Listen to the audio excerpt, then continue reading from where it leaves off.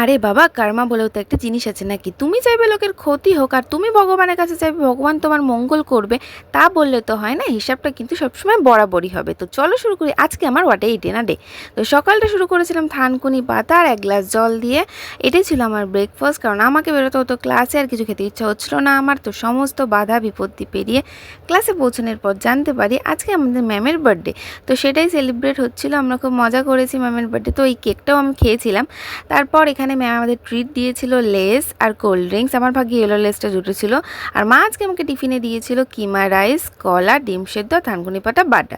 তো এটা খাওয়ার পর আমার ক্লাস শেষ হয়ে যায়। তো ক্লাস শেষ করে আমি গঙ্গার ঘাটে গিয়ে খেয়েছিলাম একটু চা। এটা না খেলে তো আর রিফ্রেশমেন্টটা আসে না। আর ফুচকা খাওয়ার ইচ্ছাটা তো আমার দিন দিন বেড়েই চলেছে। আগে থেকেই বলেছি যে ফুচকা দেখলেই আমার খেতে ইচ্ছা করছে।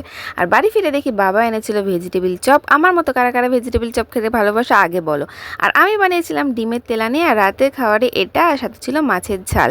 আর কফি না খেলে তো আমার ঘুমটাই আসবে না। তো চলো টাটা, দেখা হচ্ছে নেক্সট ভিডিওতে।